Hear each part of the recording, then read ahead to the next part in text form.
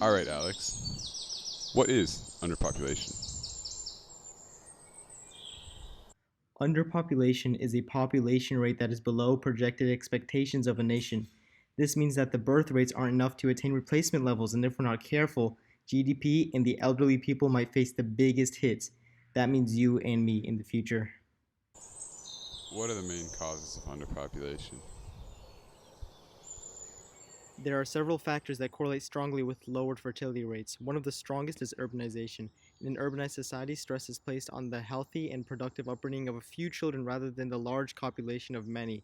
An effective household isn't measured by the number of kids one has, as it would in some societies, but rather than the level of status or income the family is able to provide. For example, the average woman in Niger has 7 children, whereas the average woman in South Korea has barely one, according to Nairobi in 2019. But what is the reason for this switch in mentality? Is it instinctually based, socially based, or both? Well, it turns out that there are two essential aspects to how many children a family is likely to produce on average: income and education. Things like schooling, environment, entertainment, diapers, and much more are all luxuries that less urbanized populations don't get to choose, but are deemed vital to the healthy upbringing of a child in most other regions. This all sums up to a lot of money, which most families in Korea, Japan, and some Western European countries fear they can't afford because while income is comparatively higher, the cost of living and ensuring the best life possible for more kids can take a costly toll, according to Vilnius in 2018. What role does education play in underpopulation? Yes, almost a stronger factor in this lowering in fertility rates lies in education, specifically the education of the female population. According to Pradhan in 2015, research shows that by just increasing the length of a woman's education by 1 year, it reduced early fertility rates by 0.26 births in Ethiopia. And it's really no surprise because being educated as a woman means an increase in the chances of finding paid work, a reduction in the economic dependence on a husband, and an increase in the critical thinking skills needed to question traditional norms such as having more children and marrying a man.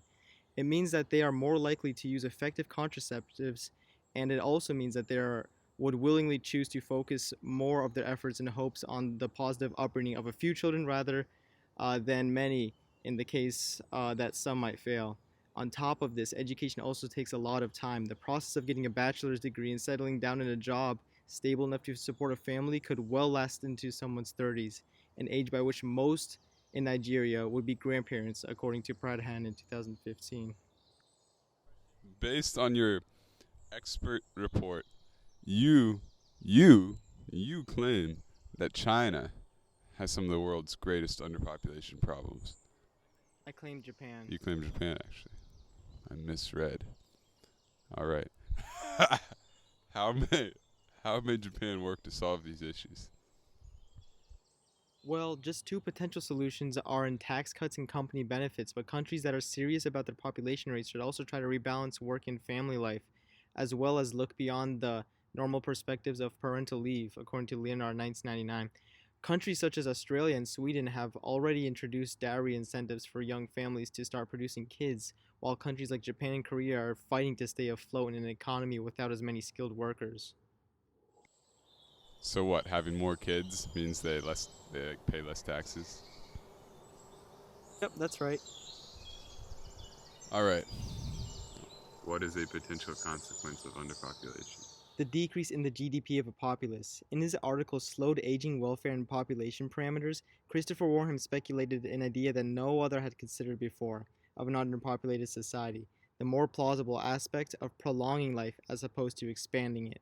What if a special drug were to be created where the lifetimes of all individuals were to be prolonged, but only after most of one's useful life and fun has passed? Society would be burdened with not only more people to care for, but the average happiness of these people, as Warham speculated, would be lower throughout their lifetime since they would spend more time reminiscing their youthful past than they would be enjoying their prolonged life. While this claim might not be true, another reason for the decrease in GDP may come as a result of this generation, soon to be the next elderly generation.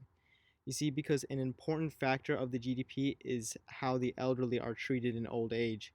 How are our aged citizens to be cared for if there are less available people to care for them? In an article by Bloomberg, Tammy Kim expresses how 80 million people in the US will be 65 or older within a few decades, compared to around 50 million today.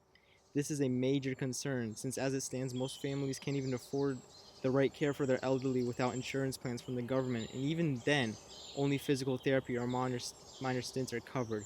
The remaining thousands of dollars must be paid by the family to a worker that is likely getting underpaid by the company that they work for. I grew up hearing so much about overpopulation that for a long time I believed that was where the world was headed and people should stop making babies entirely. But in reality, this threat of underpopulation is a force that must be known by everyone. It is something that is likely to impact all of our lives, which is one more reason why I believe its awareness will be more accepted. To solve it, it is necessary for governments to step up and take initiatives over the failing population rates, and for those in secluded cities to be more open minded to foreigners. Plus, do we even need to mention that it's fun making babies? Thank you very much for this interview. Uh,